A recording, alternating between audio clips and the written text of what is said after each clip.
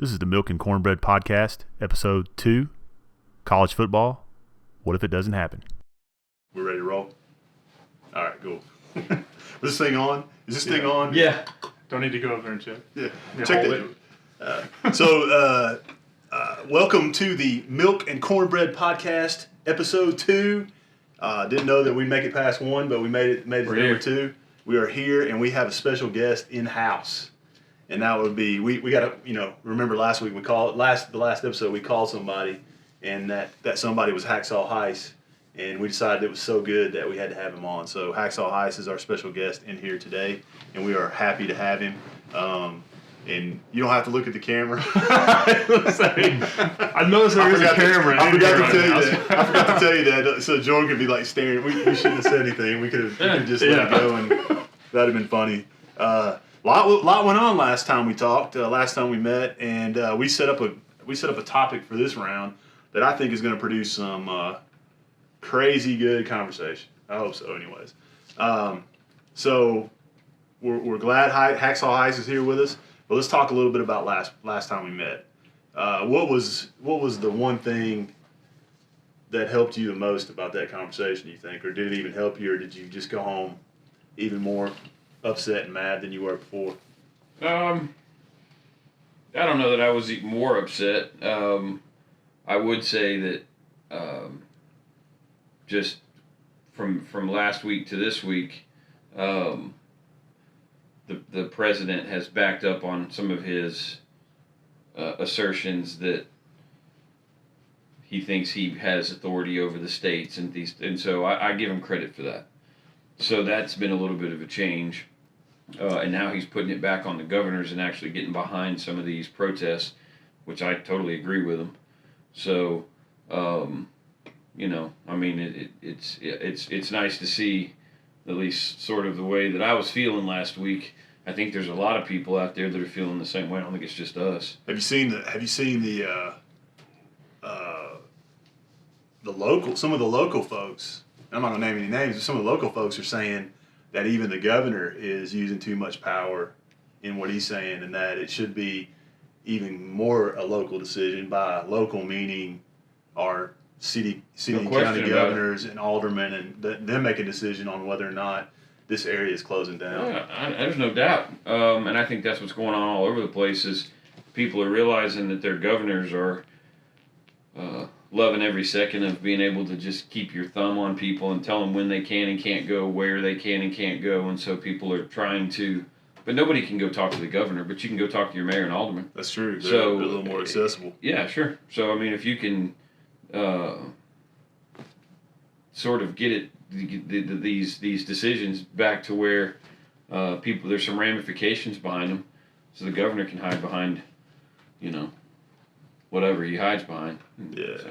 I struggle a little bit, just like we talked about last week. I struggle a little bit with that because I think you got the governor making a decision for the state of Tennessee, and you've got, if we broke it down to where you got locals making decisions for locals, you might have our city where it's completely open, but then you have the city over and that's shut down completely. And I worry about that. I don't even know how you do it. I don't even know how to explain how you do it, if you'd have to do it regionally or by county or by whatever, because Well, I guess quite honestly, I've seen it. I've driven up and down our main street, and it looks normal. It looks normal unless you go by the mall, which is empty for the most part, except for Publix. But it looks normal. But if you go to Nashville, and you've been to Nashville, it's like a ghost town. it is a ghost town. So, and I don't. The only thing I would say to that is I don't know that there's any negative consequence from the surrounding counties being closed if you're open. It's not like like it's an East German border from back in the 80s where you bounce back because you're, it's so they're closed, so what? My view is, to me, that's what freedom looks like. I mean, you get to make the decision at the level that has the most understanding of what people are going through. The governor has no clue, and he's just, these guys are all kind of doing the same thing. And so, that's my position is plain and simple. I mean, I think that the mayor should tell the governor that Tullahoma's open for business, and we don't really care what you think or what laws you think you're standing behind. And if you don't like it, what are you going to do? Well, I mean, what are they going to do?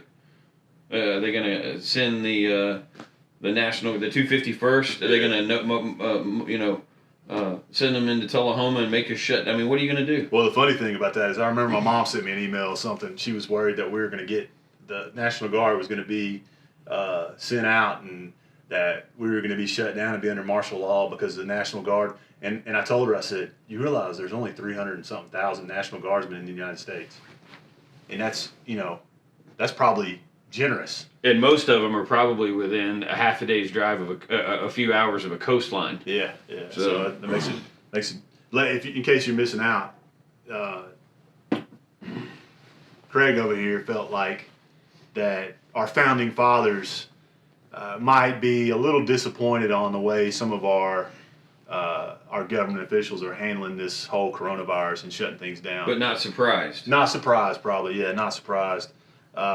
We tend to agree on a lot of things. I'm just a little more. I think he might be more the skeptic, where I'm more the. I'll probably fall right in with East Germany when it comes down to it. I'll be like marching along, and they'll be shooting Craig. They'll be shooting Craig in the streets. That's fine. I mean, that's okay. But yeah, that's definitely my position that the people that are responsible to voters in Tullahoma need to be making those decisions. I mean, when they canceled school, we're probably rolling into the next topic. I don't know, but that was disappointing. That you knew it was coming. I think everybody knew it was coming, but it just makes no sense to me. And I guess we can get into the discussion of you can't go to church. You can't go to school, but you can go to a liquor store. Yeah, that's an interesting conversation. That is, and I haven't heard a governor. I did see a governor on TV ask the question, and he had no answer.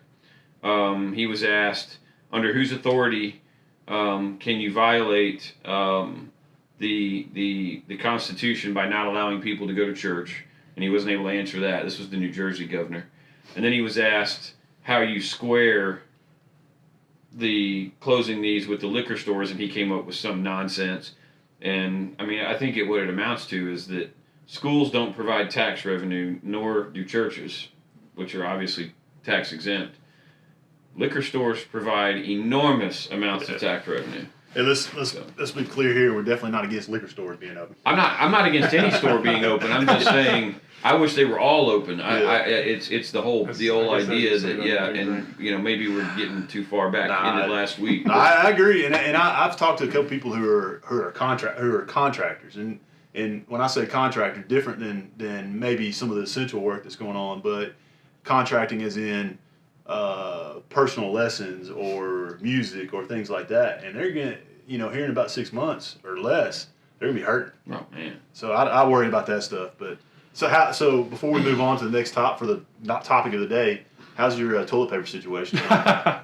Yeah, so that's kind of funny because whenever I got home that night after I talked to you guys on the phone, I actually had to go and count. And good news, I should be good for another 2 Were you worried? I was a little worried. You were worried about it? Did you go buy 30 packs? No. But I went home and actually counted, so I'm good. All right, good. Yeah, that's great news. Great news. We're glad to hear that. So the topic we mentioned this last time we met, but the topic this week was going to be, and we're going to lead up to this, I promise. But the topic was going to be, what will we do if college football doesn't happen? And that's a real conversation right now. And I know it seems crazy to think that it wouldn't happen, but I'm telling you, man. It is on the edge of my brain right now. I think about it on a regular basis. Yeah. But so before we get into that, though, let's talk about what we've already experienced. And I will tell you that my feelings were hurt when they canceled March Madness. I mean, I couldn't believe it. And there's certain things in life that you would think are untouchable, and March Madness and Augusta National are two of those things that I felt like were untouchable. Oh man! And what are your thoughts on that? We lose March Madness, we lose NBA, we lose NHL, we lose Major League Baseball. I mean, Yeah, right. I'm just kidding. I like Major League Baseball, but we lose some of that stuff all of that stuff really, and it blows my mind. And speaking of Augusta National, you've been to Augusta National. I think you've played Augusta National. I don't know if I'm supposed to say that. I don't know. Yeah. We'll I don't want to explain how. Yeah, that way. But I've been to Augusta National, and to think that would not happen blows my mind. If you'd have told old Milk a year ago that this is the way it was, I'd have been like, BS. I know. Ain't no way. Ain't no way. That's obviously they didn't have, with everything else going on, you couldn't have these events because people would again, and it goes back to my skepticism, so you're dead on. I think that they're having to cancel certain things to hold up this charade that I think that they're trying to, which is we have to have everybody home, we have to have you under our thumb, this kind of thing. You can't just willy-nilly selectively have, well, we want to have this one and we want to have this one, but we can't. So you had to. But I was heartbroken. I knew that the NCAA tournament was going to be canceled, and we all did. But one of the I can't think of anything at least what I look forward to watching on TV. I can't think of anything that parallels the NCAA tournament for me. I'm a basketball guy, you're a basketball guy, so are you. But even for people who aren't, and I know we're going to get into the gambling aspect later, and that's fine, but you've got all these different people affected by the tournament in all these different ways. You've got the cities that we're going to host you've got all these things. You've got the logistical part of having to return tickets and do all these things. But just the sheer fact that we're not going to be able to see a number 12 seed beat that, you know what I mean? Yeah. And just those 5-12, the 5-12. Yeah, and that Thursday, and it's the only time I watch True TV. Yeah, right. Because it's on there, right? Yeah. I don't even know what True TV is other than that. Well, but I'm all over True TV. I was gonna say too, like this year, it felt like there wasn't a strong enough. Oh, it was going to be an awesome tournament. It was going to be an amazing tournament. I think Tennessee had a chance. yeah. Tennessee might argue with it. That's what I heard. You never know. Oklahoma had, I think so. Yeah, absolutely they have a chance.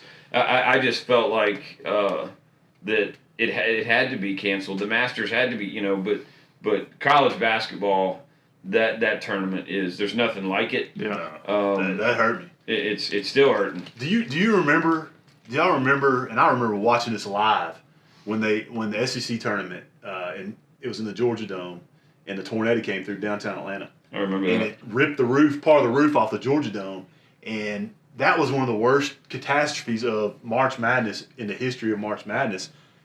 But they played the next day.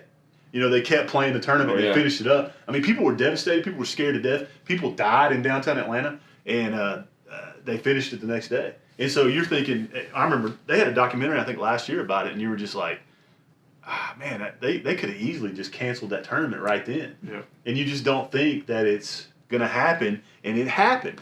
And it's just, we're in weird times. I keep saying we're in bizarro world, but it blows my mind about March Madness. I feel bad for the I say seniors, but there's not really any seniors left in NCAA basketball anymore. But I feel bad for the ones who might be finishing their career, and there's this big, especially the ones who aren't going to the next level. There's this big goose egg where I honestly think psychologically they're gonna have problems with that down the road, where you don't have an ending to your career. Oh, no doubt. Is the NCAA allowing them to come back next year? I've heard the spring sports they are. Yeah, but spring sports. Basketball guys are over. Yeah.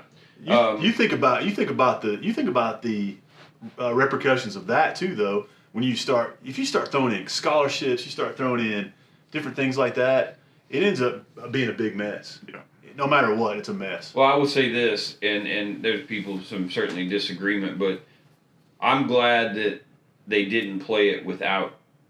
They just didn't play it at all instead of having it without fans. Oh, yeah. I am not an advocate for playing to empty stadiums.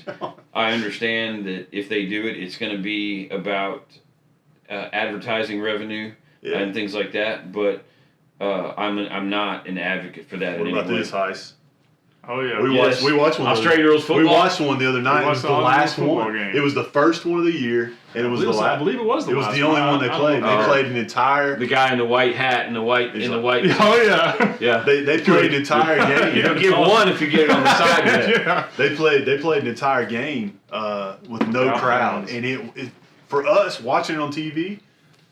I can't imagine what it's like for them playing there. It's got to be horrible. It's just a scrimmage to me. Yeah, It's a local scrimmage. I don't think there's. I think that's such a huge part of it. That how do you feel out momentum? How do you gain or lose momentum with no crowd? No home court advantage. No bad referees. That's the good thing. That's the one thing. If you don't have any games at all, no March Madness, there's no bad referees. Yeah, and me to tell you what else. This is the part of it. The reason, one of the main reasons they can't do it. Coaches can't be themselves, and neither can players, because you can hear them. Yeah, if you hear what some of these coaches are saying, you never hear it during the game because it's drowned out. Well, we know what they say, and that's not something that you want blasted over the TV. But so that means that the coaches are going to have to change the way they're doing things, and you want them to be who they are. If the coach curses all the time, then he should curse all the time if that's what he wants to do. If he doesn't curse, fine. But, you can't. It just changes too many things, and you need to kind of be what you are to be in that tournament and to survive and advance. And I hate it, man. I hate it. But I don't think it should be played in October. No, I think that's a conversation, and we'll get to that in a little bit too. That I've heard that is, to me, is just. I remember one year, Tennessee and Florida in football, they normally play the second or third game of football every year. Mm-hmm. And Tennessee's schedule is normally early. And that was the year that they had all the hurricanes in the Gulf of Mexico. And Florida, Gainesville they didn't get hit or necessarily, but they canceled all those games that weekend. And the Tennessee-Florida game got moved to the end of the season. And that was hard for me. Just to have it, just that little switch. Yeah, was hard for me to even accept. I was having a hard time with that, and just now, I think about. And honestly, I grew up loving the NBA. I loved it. I don't love it as much anymore. I don't care as much about it anymore. But I know other people do, and I know they're affected deeply by the NBA, like I am March Madness. But for me personally, I could care less. But I get it. I understand, because for me, it's March Madness, and it's not being able to watch, fall asleep to the Masters on Sunday afternoon in my recliner, because that's what I do. I watch the Masters because everybody, you want to see, especially on Sunday, man. It's unbelievable. So, I don't know. To me, I feel bad for the athletes. I feel bad for the fans, because there's no closure, and there's always this what if. What if could have happened if this happened, or we ended up playing. I think about the high school spring sports too, and I feel bad about those guys, especially the seniors who don't get to finish their. That's the baseball kids and whatever sports, I don't know what all. That's heartbreaking for those kids to not be able to. The one thing I don't feel bad about, and I've seen some stories, is like some of these NBA players and some of these other people that are already under guaranteed contracts and so forth, are not getting paid or whatever, and they're talking about what they're going to do. Now, let's be honest. I mean, the game checks that these guys are getting, but the reality of it is, when they went on strike, you remember when I think there was a strike, I can't remember how many years ago it was. Yeah, I remember that. Anyway, they have banking facilities, and it's not, I don't think it's your typical walk into Ascend credit union type banker, but they have access to loans where they get the present value of their future earnings on these contracts. So they can walk in, if they're due $4.5 million this year, they'll discount that 4.5, or next year, let's say by the end of the season, they'll discount it in some way, and they'll give them that money. It's guaranteed by the contract. They're going to go back to playing. So I don't really feel bad for. I feel bad for the fans and the kids. What I worry about is, and I've already heard the mayor of Nashville say he was going to do this, because the knee-jerk reaction for people who don't want to use their brain at all and who have no guts about them when things get like this is to raise taxes or to raise prices on things. And so I do think you're going to see taxes in cities go up, I think you're going to see NBA, which is the most expensive family of four, will cost. I don't even remember what it's outrageous how much it is to take a family to an NBA game. I think you're going to see all that stuff, and you're going to see this as an excuse for them to go raise the prices. There's no doubt. There's no doubt. And poor Heist is going to have to pay $20 for a beer at Nissan Stadium. That's right. Or Bridgestone instead of. I just hate it because these kids, you can't take an average family from. I mean, I think we. I can't remember if we talked about this or not, but the median income. If a guy wants to take, his family in Tullahoma to an NBA game, we've got a friend that goes to. I've been to a couple Memphis games. He said he can get some tickets, pretty reasonable. But if you want to go watch, any name player play, Lakers or something, it's like insane. Yeah. I mean, you're talking about spending over $1,000 for about a 3 hour, And so what happens is the kids like we were all average kids growing up with I don't think any of us were living in the lap of luxury. I was able to go to Orlando Magic games as a kid because it hadn't gotten so outrageous yet. So now I just feel bad for that average kid who loves basketball that can't go see. Can't see it now. They're never going to get to see it. You'll It's never going to be get to jacked see up it. so high. It's going to be the rich man's. It is. It's going to be. We went to gonna be Memphis. crazy. We went to Memphis a couple years ago, and we got tickets. I can't remember who did we see him play. Do you remember? Trailblazers, right? Because it was I love the Trailblazers growing up because of Clyde Drexler. Oh yeah. But we saw him play the Trailblazers, and the tickets were probably $35, $40 a piece for us. That's not bad. And we were sitting up in the second. We had decent seats. There was still little down there, but the week we really wanted. I liked going to see the Trailblazers because that was my team back in the day.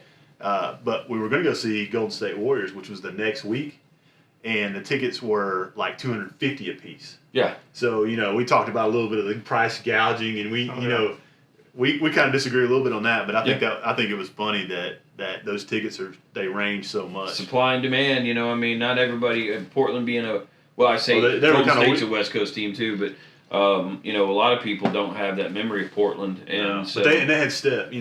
At the time Golden State had Steph. Yeah, and that was a big ticket deal. They demand that price wherever they go. Yeah. So LeBron, when he comes into town, you always see the tickets are going up. They're doubling and tripling in price, and it's a kind of a, depending on where you are, it's kind of a status thing to go to an NBA game now. Yeah, it's the same way. It's the same way for NFL games too, because I'm able to work it. I work at some of those NFL games, and I see the same thing. I mean, I don't understand. I see families. I think families of 6 walking in there, and or 4 and 6, and I'm like, God, how do y'all do this? It's a different, and the NFL and college crowd is just a totally different crowd. I prefer the college crowd. I think probably I would say 100%, you guys probably do too. 100% college crowd. Yeah, no doubt. Yeah, definitely. Those are the ones I feel for the most with all this, and not as much the pro, because these professional, the owners, the players, various things, they have ways to get through this that are, they're not now these college situations. I really feel bad for some of these families because there's some families that. The only thing they do, they don't go on vacations. The one thing they do is they get their tickets for Tennessee or for whoever, and they go to the games, and that's what they do. Yeah. And that's what they've always done. And so that's brutal. Yeah. That's just brutal. Yeah. And we've had you used to, for me, June was kind of a dead period for me. Once and I watch, and I say June because NBA, I'd watch the NBA playoffs. I'd always watch the playoffs. Oh yeah. But it's when they actually start playing. Well, when they I I like baseball, but I don't necessarily like watching baseball on TV. I love going to games. I grew up loving baseball. I'm a Braves fan, but I don't like watching it. So my dead period is usually 2 months from now, and so now I'm sitting in a dead period, and that's. We talked a little bit about this mentally last week. That our part of our purpose for doing this is the therapy that we get from talking about it. But I struggle with that. I struggle with not having these games. we even started the other week. We haven't finished it yet. But we started over at Jason's. We started a college football NCAA tournament, a Blue Creek tournament. mean, that's what we're doing, and I know there's some great sports documentaries. 30 for 30's been putting stuff out. I think that's, to me. That's funny. It's funny as you say that too, because I've been following Nashville Predators on Twitter, and they've been doing virtual games. Where they play online? Actually watch them online. They're doing computer versus computer, and I'm just like, have we fallen this far? Yeah, AI. I love hockey. Hockey is my thing. I love it, but I'm just like, man, I can't sit there and watch, computer. That made me think of my pick of the week. All right, I got it now. All right, so before we're gonna take a quick break here in a second, and we've got some other things to talk about. Definitely, we could spend a lot of time just on spring sports, but I got some things I'm gonna pop up for you guys and see what it says for our conversation. I think it'll produce some good conversation. So let's take a break. Hey podcast listeners, it's Colin Shuran, your producer of the Milk and Cornbread podcast. If you'd like to check out some other work I've done that isn't free work for my dad and his friends, head over to my website, colinshuran.com. Now, let's get back to the show. Yeah, we had to get our refill on our brew and finish our conversation here. Take a little break, but we're back now. I've got a couple of talking points that and this is kind of funny because if we were sitting in the driveway, we wouldn't necessarily do this, but this helps spur the conversation because we would be all over the place in the driveway. Sure. And this allows us to have specific conversations that are geared towards certain things. And I got 3 articles that I want to share with you that I found today from some pretty good reputable, except for maybe one of them, but some sites here. We're going to talk about the titles, and I want to get your thoughts on this. All right, so first one. And remember, the topic for this whole podcast is what would happen if college football doesn't happen. Mm-hmm. And so here is the first article. The title is Major Public College Football Programs Could Lose Billions in Revenue If No Season Is Played. Now, I hate even reading that part where it says if no season is played, but quite honestly, guys, that's a reality. This is a reality. I'd like to believe it's going to happen, but I have no idea. So, major college football programs could lose billions in revenue if no seasons are played. What do you think? I think 100%. They more than likely could. I don't know about billions, but I would think, easy. With ticket sales and things like that, you think so? Yeah, when you look at the money that's made downstream from college football, from just the game is the game on a Saturday, but the downstream effect of that with all of the various 150,000 or 100,000 people descending on a specific town and all those sales taxes and all these different, there's just so many different things. I think the problem is, and I have a way, and I'm sure that you guys already know this, but I'm sure that anybody that watches this podcast will soon realize that I can probably take any topic and trail it back to something that our government's screwing us on. That's where he. And I fully intend to go there because the problem, I think, one of the problems is let's just say this. This is just strictly to answer the question about the revenue part. It's not about how it kills my guts not to watch football if it were to happen. But you think about how much first of all, college tuition is one of the few things that doesn't follow the laws of supply and demand. It goes up every year regardless of how many people are trying to access it. And so the way they can get away with that, obviously, is you have the federal government giving student loans, but you also have the universities being able to give kids different various scholarships and so forth to offset those costs. And I would say a lion's share of that is made up from football revenue. And so if that weren't to happen, you just think about how many kids either wouldn't be able to go, or the amount of student loan debt is going to increase exponentially, which just as you know, it's already outrageous. It is, and it's the federal government that owns all the student loans. You can't bankrupt on student loans. It's that and child support, I think, are the only two things that you can't.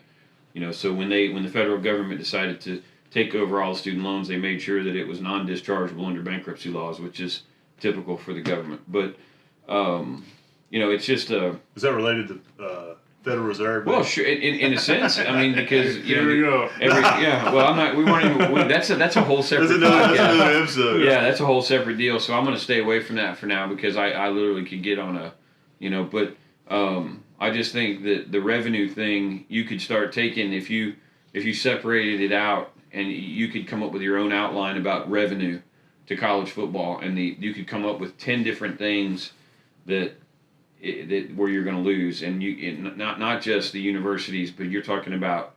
Look at Clemson, South Carolina. Clemson is Clemson, right? Yeah. That might sound stupid, but that's a Saturday football in Clemson. Outside of that, there's nothing that goes on in Clemson. Right. And so, I can't imagine towns. When you go to the University of Texas game. Look, Austin's going to sell what they're going to sell. Austin's probably not taking a huge hit. It's a popular place and so forth, so they'll be okay.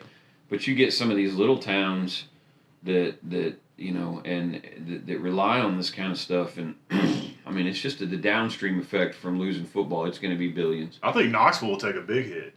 I think Knoxville will take a huge hit because Knoxville's a big city, but not a big city. It's a massive hit. But there's that's one of those places that life revolves around college football. There's no doubt. And when I'm there, I've been there several times over the years watching Florida play them or Oklahoma play them. And Knoxville's a place, I'm not unlike a lot of places, but one thing I notice going into the games as we're headed to the stadium, there's a lot of people that show up and they have no intention of going into the stadium. Yeah, so you've got 100 and what? 8,000, I don't know how many seats. About 108. Okay. Something like and that. then you've got however many other people. I don't know how many of those people bought all of their food and beer before they got there, but you have to assume that most of those people are buying what they're buying. When they get there, you're talking about parking passes. You're talking about the school undoubtedly has statistics that show that this is how much that they get in ticket revenue from people parking illegally.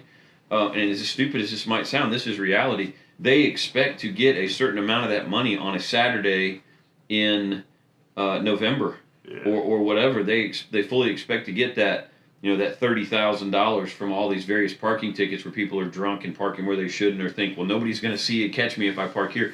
You start slicing the layers of the onion back. If that were to happen, and it's just unbelievable how many different directions you can go with it. I've got a friend who's a part owner of a restaurant in Auburn, Alabama, right off Toomer's Corner, which is the main point. That's where everybody celebrates. Where the guy poisoned the trees. Yeah, exactly. The guy from Alabama. Fantastic human being. But next time when we get a chance, I'm gonna talk to him and I'm gonna ask him. I'm gonna say, what is the potential loss of revenue?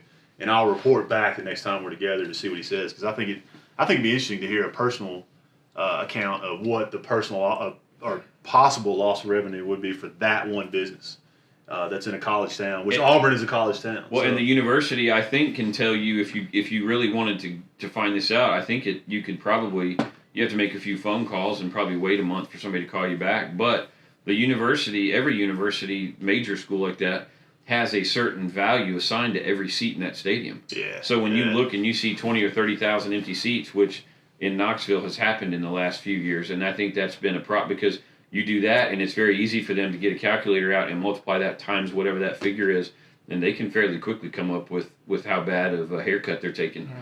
So here's one of the things it says in here. Just because if anybody's questioning whether or not $1 billion is even possible or billions. It says at stake is at least $4.1 billion in fiscal year revenue for the athletics departments in just the 50+ public schools in the Power 5. That means I would agree with an that. average of more than $78 million per school in the Power 5. A loss of more than 78, or that's their annual revenue. So it wouldn't be necessarily be a loss of that much, but it could be. Well, now, but think about this too. This is another part you might not think about. You remember a few years ago when UTC went out to Oklahoma and played? Yeah. Okay. Oh, yeah. All right. Oklahoma got a cancellation. Somebody canceled on the schedule, which doesn't happen at that level very often. But anyway, Coach Stoops and the UTC coach had some sort of connection. So he called UTC. They made the deal or whatever. Well, they paid UTC $1 million or $1.1 million to come out there. The amount of money that UTC made in that one game, and by the way, they have done this again since then. But the amount of money that they made in that one game paid for the entire athletic department's budget for that fiscal year. Yeah, no doubt. And so you get these schools like these mid-major. Yeah, what's the one that beat Michigan? Appalachian State. App State. You get these schools that they hang their hat on going, and it's a credit to them and their coaches and their players for going and playing those games, to go into Alabama, to go into Oklahoma or Tennessee. And they're making $1 million a whack to go play those games. Well, if it goes away, you're not even talking about lost revenue to the university. It's these little tiny schools. That's $1 million, and that's huge. They can't make that. We several years ago, we all went to the Tennessee game, and I remember that on walking out of the stadium, I bumped into one of the athletic department guys at Tennessee Tech, and I saw him, and I was like, "Hey, man, what do you think? What do you think? How'd it go?" He said, "Well, cashing that check." He said, "We made $600,000 and nobody got hurt. I think it was a good day." And the only reason it wasn't $1 million is because their travel cost was right nothing. there. Right. Yeah. And so an hour away. So. Absolutely. And it's just I absolutely, I don't know how you ever come up with an exact figure that $4 billion might be but I firmly believe that it's in the billions.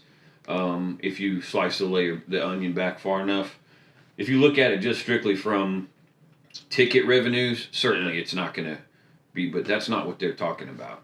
You got beer sales, you got food, all that kind of stuff. Well, think about the TV contracts. That's true too. These TV state, and I don't know exactly how this works. I'm not in that business, but they're contractually obligated, and I'm sure they might have some sort of clause in there, but you're talking about downstream. I mean, it's like I said, there's just massive amounts of advertising loss, and I mean, you name it, man. Gasoline sales from people traveling back and forth to games. Something, like you said, peeling the onion back. To me, that's a great analogy of what it looks like, because you really are. You're peeling it back. And where does it stop? And there's so many little things that the guy who's selling T-shirts on Cumberland Avenue, that's making, that's his, his profit for scalpers. Yeah, It's all over the place. So here's article number 2. Let's talk about article number 2 and see where it leads us. But the title of this one is, "If you weren't worried before about college football in the fall, you should be now." And this comes from a pretty popular blogger around here, Saturday Down South. I enjoy reading his stuff. He's good. Check it out. But he says, if you weren't worried before about college football in the fall, you should be now. And the interesting thing is he posted in his blog article about there was the Big 12 commissioner made a quote about whether or not this was going to happen. I can't remember the background, but the quote was, "Our players are students. If we're not in college, we're not having contests. Our message was we need to get universities and colleges back open, that we were education-based programs, and we weren't going to have sports until we had something closer to normal college going on." So let's repeat that. If we're not in college, we're not having contests. Well, I mean, that's already shown. You had the spring games right now that, were supposed to happen this past week or the week before, and they're not playing those. And that kind of hurts me, too, because that's like something that, it's not a huge deal, but it's football. And they're not starting practice till after July or August, I think, is when they're starting practice. Yeah, that's Well, I would disagree with the premise of the article. And I guess this would be the first spot in the show where we can share our views as to whether or not we think it will be canceled. Oh, yeah, I agree. I think this might be the time. I don't, because I don't think that these governors, this is all on these governors, okay? The president, it says, can say what he wants. This is on the governors of each state, which is where it should be.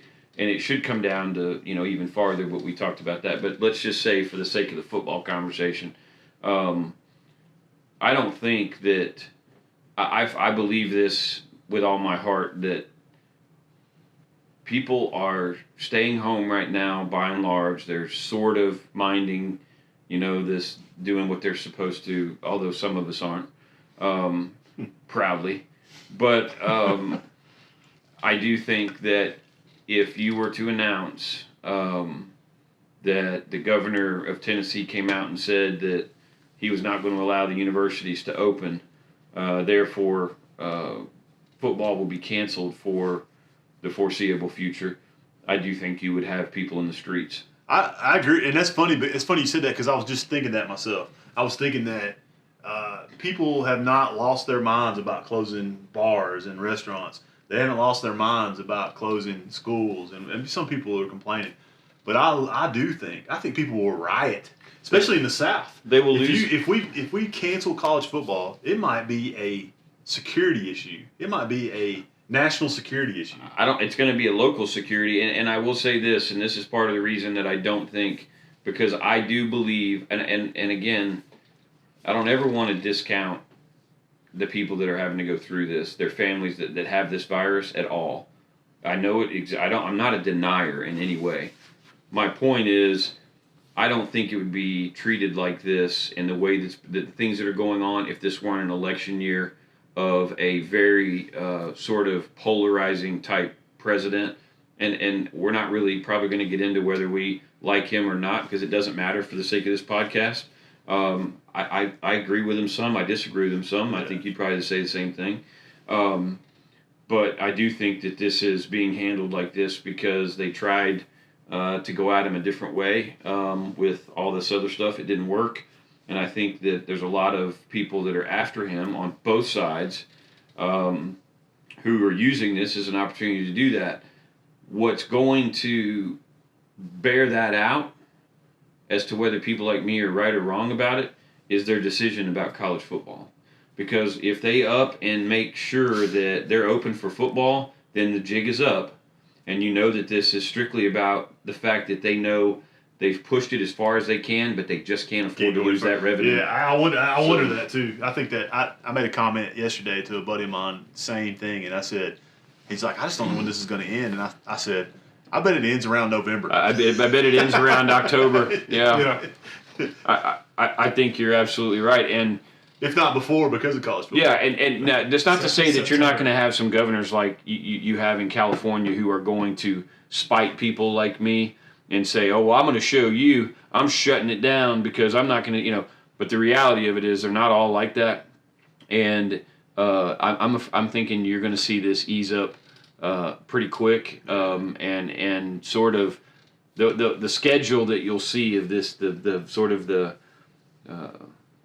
scheduled sort of softening of easing back into society. I think that we're going to be about 100% back to full production right around the start of college football season. You heard it here first. You did. All right, here's the third one, and then we'll move on. But this one was pretty interesting, I thought, too. It just goes back to what we were talking about a little bit earlier. But the title of this one is College Football Returning in the Spring. The buzz is building. In an Instagram video, ESPN's Chris Fowler said Monday that informed speculation from a lot of reasonable people indicate the spring option could be the least risky of them all. Can you imagine college football starting in January or February or whenever it was? Because that's what they're talking about. They're talking about this is a legitimate conversation. Yeah, 2021. This is a legitimate conversation, and I would have never guessed this before, like we said earlier. But they're talking about potentially having college football going at the same time as basketball. Yeah. Basketball, NHL. Yeah. It's literally, if you look up, if you start typing that in, if you start Googling that and you start typing it in, it looks like it is an actual option that people are considering. And I saw that today, and that was the first time I saw it. No, I don't think it's an option. I don't. So Fowler says there are likely three options for college football season: play the season as scheduled, push it back to November, and make it a 2-semester sport like November, fall and spring, or push it all the way back to the spring of 2021. Those are the three options, is what they're saying. I mean, I've already heard that they're thinking about just shortening the schedule and maybe just playing conference only. Yeah, your conference only. It's kind of, I don't like that because I'm a Tennessee fan, but of course Tennessee's traveling to Norman, so that's one huge game. Well, yeah, and we're planning on being there. Now, the thing is, the calculus for who gets to play in that Final Four. Part of that calculus is your out-of-conference schedule. So now what are you going to do? If you just go now to, let's just say that you'd have no out-of-conference, okay? That means in my book, and I'm not beholden to the SEC, But in my book, you're looking at 3 SEC teams. If you don't have a chance to look at out of conference, and all you have the chance to do is look at in conference, it's going to be Clemson and 3 SEC teams. Yeah. Because how are you going to? Maybe Ohio State. But Only you can because judge they- Ohio State on going to somewhere and beating them, but you can't judge Ohio State on playing in the Big Ten. I mean, come on, who are they playing? Yeah, that's true. So if you're just judging teams strictly by their conference now, you can't. I mean, you got Georgia, Auburn, Alabama, LSU. Any one of those can go. Yeah. And then you've got Clemson out there, and so it's the out of conference that's going to set those people apart. You know, if one chooses to play Charleston Southern and somebody else, and then somebody else chooses to play Oregon at Oregon, and I mean, you get the nod. But if you don't, in the absence of that, I mean, it just screws everything up. I would take option A. I say that let's play it as scheduled. Yeah. And I think that's what will happen. But I think if they choose option A, they're going to do it without fans in the crowd. I think that's what it's all going to come down to. It's a travesty. The other thing I heard, I can't remember if it was one of us or somebody. I heard it somewhere else. But what if Alabama is going to play Tennessee, and then somebody on Alabama is test positive for having coronavirus? Then what do you know? That's when this whole thing. Well, but if they unravel. if a kid, how many times have you heard of kids having flu symptoms and he didn't play? They didn't empty the stadium. Yeah. And I'm not an epidemiologist. I'm not going to sit here and have this debate about if somebody sends an email how stupid I am because I'm comparing the flu to I'm stupid. I'm just saying it just seems like there's nothing else that would cause this. Magic Johnson played basketball with the HIV virus. Yeah, I was going to bring that up a minute ago. That was a similar time. I mean, similar conversation. Well, here's the thing that I would ask, and this is what I wanted to ask you guys this question because I thought about it the other day, and it's a cynical sort of thing, which is sort of my lane. For the last 20 years, 25 years, or even more. Right or wrong, and I'm not getting into my feelings about it, but right or wrong, all I have heard is choice. And whether it's Democrats, Republicans, whoever, people talking constantly about you should have the right to choose. You should have the right to choose to smoke what you want, drink what you want, kill what you want, go where you want, say what you want. I can sit here and I can scream. I can walk into a restaurant and I can scream right in some conservative's face, or whatever when that was going on, and scream these people down and shout them down because I have the right to choose to say what I want. And everybody has the right to, it's always been about choice. All of a sudden, 2020 comes along and the coronavirus, there's no choice. Yeah. What happened to all these people? And I would say, and again, I'm not left, I'm not right, but it is more of a left thing about choice. We should have this right to choose, I don't understand, if you can choose to do some of the things that they've advocated, why don't I have the choice to leave my home? Why don't I have the choice to put on pads with my teammates and we're going to go out and fill the stadium with 100,000 people because they chose to be there, knowing, stop traffic, that they might catch this or that, or somebody's next to him or whatever, but I have the right to choose to go do that. And if I have the right to choose to be stupid, unfortunately in this country, there's a lot of people that pick stupid. So there's 108,000 people that would pick stupid in Knoxville if they'll allow them. And I'm not saying that they're I'm just talking about anywhere. He's talking about Vols fans. No, Yes. not at all. I'm saying you call it whatever, 88,000 in Norman. There's going to be a lot of people that you call me stupid if you want. I'm going to watch a football game. And I happen to be one of those stupid people. So a question off that, and see what you think about that too. So let's say they let people choose. Okay, football season's back on, and let people choose. You have 100,000 people that can go inside the stadium, but so many people are scared. You only get 20,000 that actually show up. Is that going to hurt the revenue? Is that gonna hurt the money coming in?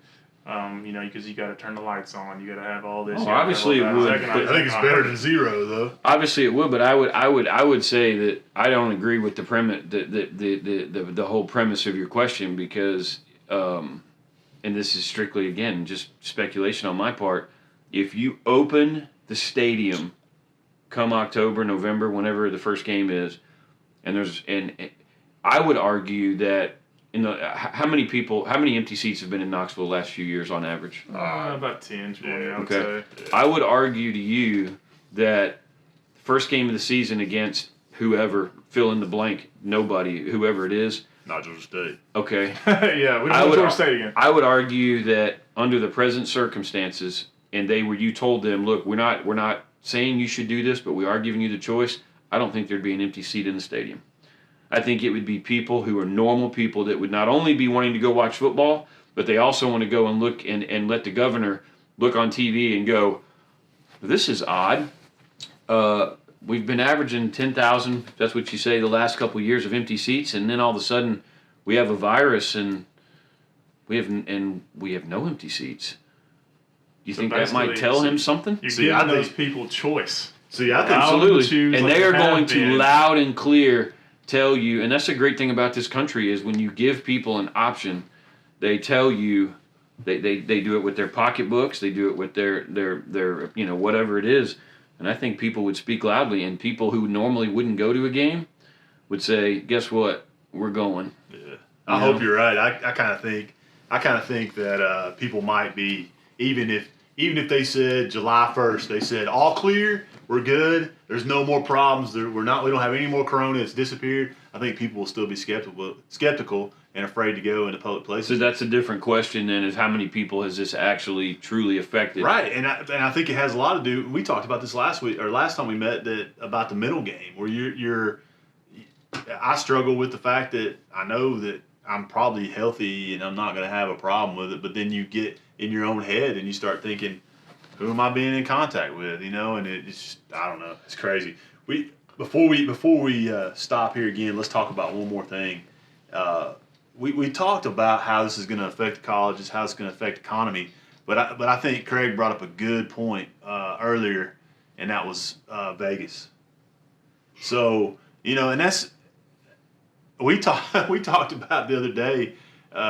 If we don't have college football, is having a season on NCAA 2014 on PlayStation, and we all sit around and have a parlay cards, and we just let it run simulation. Yeah. And we have a whole season every Saturday. We sit in front of the TV and watch the PlayStation simulate the games, and we have our parlay cards and we bet on those games. But what do you? I mean, that's something you had a concern about. Let's hear what you Well, said. I read an article that was interesting, and it shows you just how bad off Vegas is right now.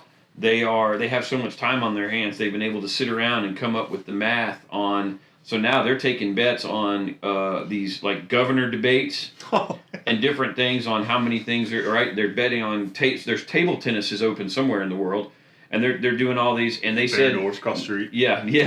Next week's at the NFL draft, they said that they are going to have 3 times as many prop bets. How many from one school got drafted. It's going to be, you can look at 3 pages of prop bets. You understand what I'm talking about? Yeah. Those little side deals, like who wins the coin toss? Yeah. The prop, right? Yeah. They said that they've sat around, they've got nothing else, so it's going to be a record amount of things you can gamble on with respect to the NFL draft next week on things that are completely meaningless and things that no one has any sort of mathematical. I mean, how are you going to possibly know how many players from the University of Alabama are going to be in the first round? Are there going to be, what's the over-under on Clemson players in the second round? There's no possible way that, but you think about this.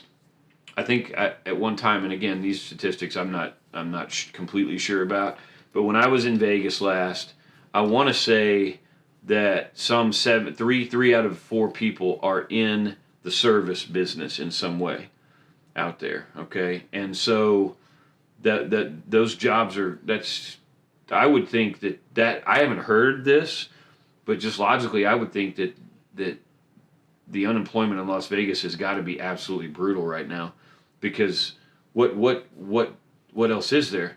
Yeah. And so you've got DraftKings and you've got these people who are about to try to start all this legislation about getting legal in all these different states. They've been set back, and it's just you get the one good thing maybe is that I think everybody understands that if you gamble long enough, you're going to lose. So there are probably some people that would probably not be able to, pay the rent right about now with the NCAA tournament that are maybe have some excess cash. Now they might be spending on other things because I heard alcohol sales were through the roof. Yeah. But the Vegas is taking it on the chin bad. Sadly, I guess you have to consider them just like you consider any other business, but it's harder for people to stomach the fact that they're getting some government money when you see those fancy buildings and people know that. I guess they're due, as long as their paperwork is legit. I don't know why they should be treated like any different than anybody else. But I think for a lot of people, it's probably difficult to the thought of these huge casinos and people getting some of this bailout money. Yeah. Yeah. I think they're probably producing tons of income no matter what. So, I think that's they're shut down though. They got. I know they're not now. So. Yeah, it's just brutal, and the whole town is just dead. I would assume. All right, we're going to take a break real quick, and when we get back, we're going to phone a friend. Let's do it. Do it. And now a quick message in support of the Milk and Cornbread podcast. Have you or any member of your family had side effects from consuming silver can juice as a cure for diaphoresis of the new gag? If so, we have initiated a class action lawsuit on your behalf. The following is a story from one of our satisfied clients. I drank silver can juice for my diaphoresis of the new gag issues. A week later, my prostate was as big as all outdoors, and I was adding an L at the end of the word thorough. I called Arthur Schlettman Esquire, and I was able to get a credit on my Diners Club card to be used at the local Steak and Ale or Western Sizzlin'. Thanks, Arthur Schlettman Esquire. This is Arthur Schlettman, attorney at law, and I am here for you.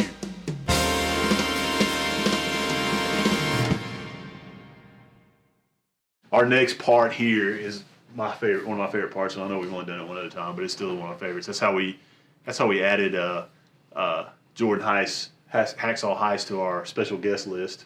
But we're going to call a friend of ours and ask them the same question. Phone a friend. Phone a friend. We're going to call what do you call him? Roscoe P. Roscoe P. Let's call him and see if he is actually available. Who's going to talk to him? You want to talk to him? It don't matter. All right. Get him on speaker here. You go ahead. Hello. Rossi! Hello. Hey, Ross. Yes, You there? I am. Hey, we're sitting here, and it's me, Craig, Heiss, and Big C, What up, Roscoe? What's up? and we're recording podcast number 2, and we're going to ask you a question and get your feedback on this question. All right, shoot. The question is, what would life be like if college football does not happen? What would life be like? Or put in terms you can understand. What will you feel like if they cancel the Vols schedule this year? Well, I think for Southern folks who live and die college football, it's Such as yourself. Yeah, like myself, it's like a death of your best friend's dog or something, man. That's it? It's just the death of a dog? Well, I didn't want to say the death of a friend or something. No, I know. I'm just You know, kidding. I'm trying to keep this PG, but you know, Don't worry. It's NC-17, actually. Yeah, NC-17. We're What good. you're saying, Ross, is that you're going to be hurting pretty bad if it doesn't happen. no doubt. You know, you look at for you, you know, and myself. We've been going to Knoxville since we were babies, right? Oh yeah, we had some good times up there. It's part of my life, and it's, you know, for other people, you know, people don't get it, but I can do without baseball, basketball, hockey. I can't do without football, college football. So let me ask you know, a question that we had talked about a few minutes ago. If there is if the governor says we don't necessarily recommend that you go, but we can't keep you from it. And so we're going to allow those who want to take the chance that they might contract this disease, but still go stand shoulder to shoulder with another 107,000 or 8,000 people. Do you go or do you stay home? There's not a second thought. My ass is sitting in the office. That's exactly that's what I said. So and I go ahead. The way you see it, we do it every Saturday. You know, there's flu going around, and I get it. This is a different type of pandemic and a disease, but hell, I've been doing it for 38 years, sitting shoulder to shoulder with people I don't know. And so, yeah, I'm not thinking twice about it. I didn't think so. I agree with you. You know, I'll be on a plane, God willing, September 10th to Norman, Oklahoma. That's right, baby. You know, I have no issues with it. I'll take my chances. You might have an issue with the stomping you might get once you get out there, but other than that, you know, that's for another debate. I'm just kidding. No, I'm with you, man. I hope to be on the same plane with you. Yeah, so yeah, I'm in. And, you know, I know this isn't the question, but I think from a business standpoint and a financial standpoint, you got to have college football. We talked about that. Because of all the revenue it generates and, you know. Well, do you think they will or won't? I think at the end of the day, they'll find a way to have college football. There's too much money involved and too much from a revenue standpoint and a university standpoint. I think you'll find a way to have it. Now, I don't know if you'll start in September, but I think some way, somehow, there will be football. Let's hope so, man. I agree with him. Yeah. Let me ask you this: we're thinking about our next topic is going to have to do with movies and our top 5. Do you want to be a part of it and share your top 5? I'll share 5. So it's going to be tough. I mean, you're going to have to come up with a solid top 5. And we're going to critique each other. I've got a solid top 3 right now. Yeah, that's where we are. That's about right. So we'll let you know, and you'll have to come over and join us, and we'll talk about our top 5. You just date and time, and I'm there. All right, sounds good, Ross. We appreciate it, man. All right. See you, dude. See you. Roscoe. Isn't it funny that he was spot on about what we talked about earlier? I mean, I thought that was pretty. Well, let me say this. I think that he's representative of 80%. This is a guy, and not unlike you guys, but I know how long he's been going since he was a kid. Yeah. And season ticket holder, probably. Yeah, and so I think he is fully representative. I don't think he's an outlier in any way. I think he is fully representative of a majority of Tennessee fans. And he said, which is the answer we knew he was going to give. Yeah. He wouldn't hesitate. He's going, and I think that's the predominant view. You got to think too, like somebody like Ross or myself, things like that. We love college football. We love it with everything we have. So nothing's really gonna hold you back from not being able to see it. So I think that kind of adds to it. I mean, you love something that much.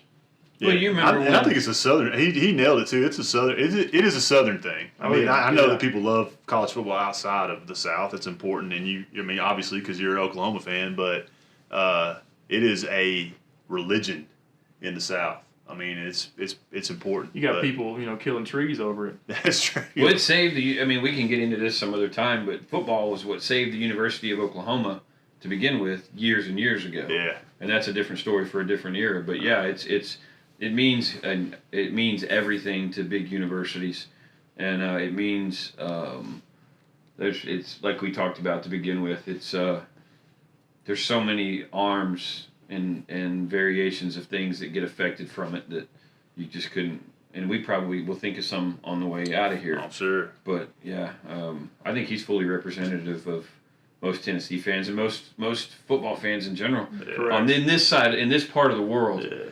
I say there's still pockets of that all over. That's all over the country. There are pockets of of Ross.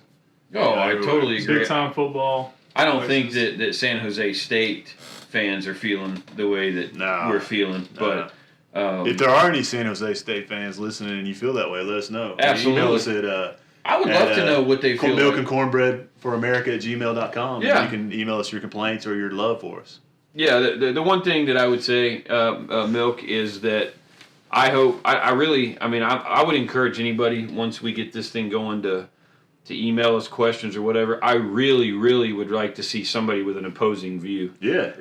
And it's not so we can argue. It's just, it's more fun when you hear. You like to hear a debate every now I and like to hear an opposing we'll call view, them. sure. We'll call them too. We'll call them right here. Absolutely. We know them. So far, we've called people we know. We've told a friend. If somebody sends us an email and we don't, and they want to put their phone number in there, we're not going to call and scream at you. Yeah. Just exchange, and who knows? I mean, maybe they'll win us over. You know. We also have a Twitter, by the way. So our email is milkandcornbreadforamerica@gmail.com. Our Twitter is MNC podcast. That's our Twitter. I know you're not an active Twitter. I don't know how to do it, but we got to teach you how to do I'm that. looking it up today, by the way. And so who's going to be our first follower will probably be Hacksaw Heist, but Probably. we got to get old Cornbread. First We got to get old Cornbread on the Twitter. We got to get him on there. Oh yeah. And then we're working on a website that we're getting that in place too. So we'll have several ways of correspondence. Before we get out of here, I want to end it. I want people to talk about your pick of the week, and by that I mean, what are you reading? What are you watching? What are you listening to that other people need to hear or see or read or eat or whatever it may be? So we'll start with our special guest, Hacksaw Heist. What is your? All right. Man, so being in quarantine for a little bit, you kind of have to find ways of new things to watch, stuff like that. After conversations with you guys and with other people, man, I'd have to say the big TV show that I've really gotten into is Ozark. Oh, it's awesome. I'm a late bloomer, I guess, when it comes to Ozark. What part are you on? So we started it, and if you guys are, whoever's listening to this hasn't given Ozark a chance, or maybe No spoilers. Yeah, maybe you have given Ozark a chance, and you kind of said, it's not for me. I was right there with you. We watched it for 2 or 3 episodes, my wife and I did, and we kind of said, this isn't really for us, and then kept on. People saying it's great, you got to keep going. Jason Bateman, totally underrated, man. Yeah. That's great. And so I was like, okay, let's give it another shot. And so I got it, we started watching it again, and next thing I know, we watched 5 episodes in one day, and hooked us. So right now, we actually watched an episode. We're on season 2, episode 1. We finished episode 1 last night. So I think that'd be my pick. So if you're looking for something to watch and you haven't seen Ozark yet, don't give up on it.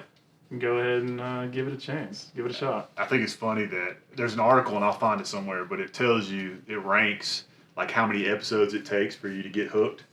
And I think Ozark was up pretty high. I want to say it was like episode 3. But the highest one was Breaking Bad. I think Breaking Bad was like episode 2. That episode 2 got you hooked. What, you mean my man in Oklahoma didn't get you hooked right out the gate? Oh, yeah. I have not seen Breaking Joey? Bad either, Yeah, so. no, this was before that came out. Okay. No. That absolutely. Carol got me, Baskin? that absolutely got me hooked. I haven't out seen the that gate. yet either. Oh my God, That got me hooked out the gate. All right, Cornbread.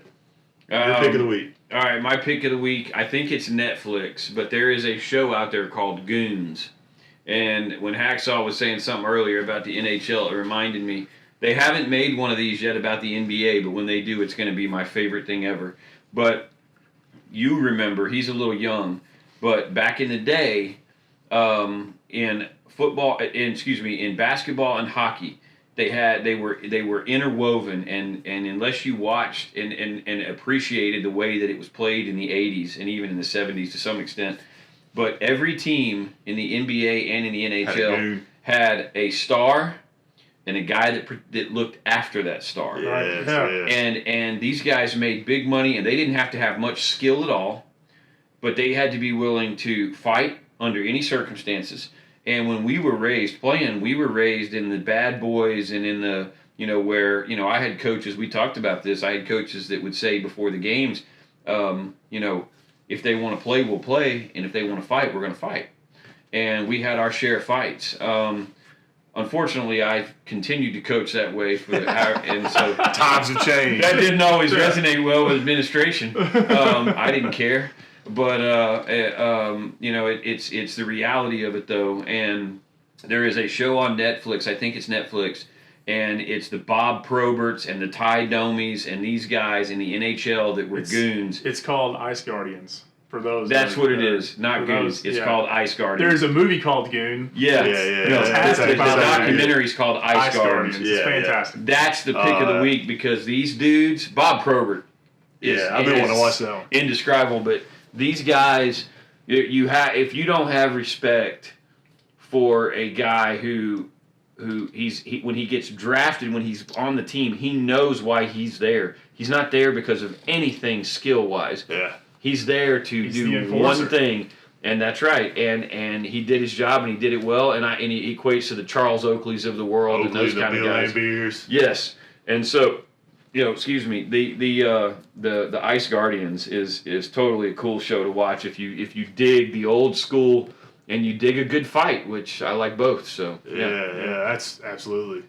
So I guess my pick is we all know that we want to watch the Last Dance. The Last Dance, the Jordan documentary that's coming out. Everybody's gonna want to watch that. It's good, and I'm watching it on ESPN, not ESPN2, because ESPN is the uncensored, full 100% uncensored, and I'm watching that one. I'm not watching the beats, whatever else.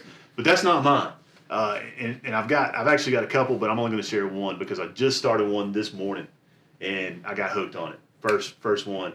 HBO is having they're giving away like 500 hours of free shows, and there's a couple on there that I want to see. But I clicked on this one and I watched it and I got hooked. It's called McMillions. Have you seen it? I haven't seen it. It's free right now. Anybody can watch it. Go to HBO Go or HBO Now. Anybody can watch it for free right now. It's called McMillions, and it's about I think there's 6 episodes, and it's about back in the early 2000s when McDonald's was doing the Monopoly games.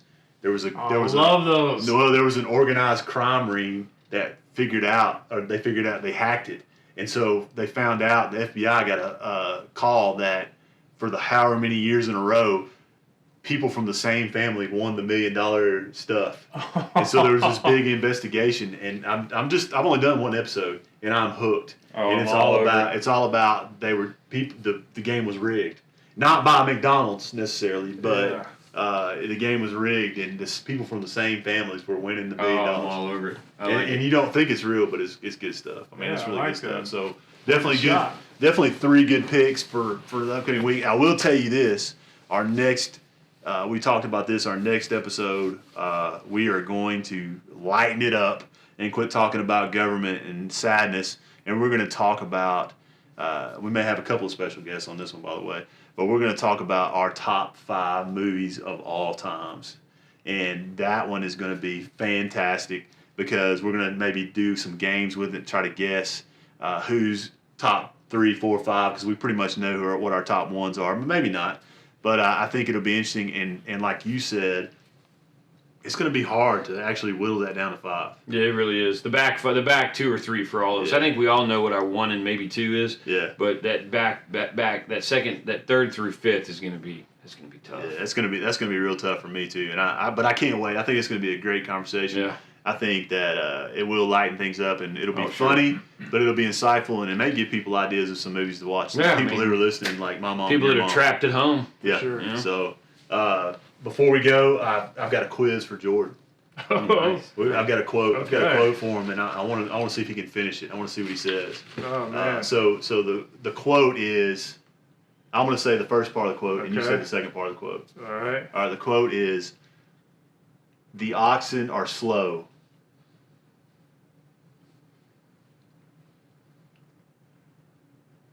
The bison are fast." I don't know, man. I don't know, man. So what is it? What is it? But the earth is patient. The oxen are slow.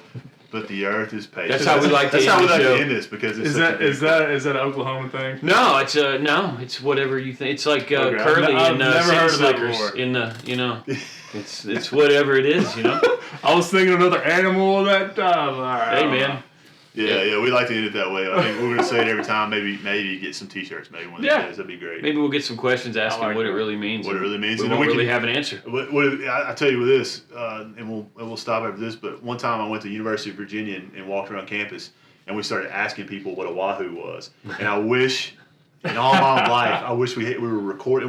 We didn't have smartphones at the time. We had flip phones. Yeah. But it'd have been cool to have a smartphone and ask all 20 of those people what a wahoo was, because the UVA people say go Wahoos. Yeah. And they're not the Wahoos, they're the Cavaliers. And so, but same thing with that. I think it'd be interesting to see what people think that means and get people's ideas on that quote. And we're always going to end it with that quote. So that's a good quote to end with, I think. That'll work. All right.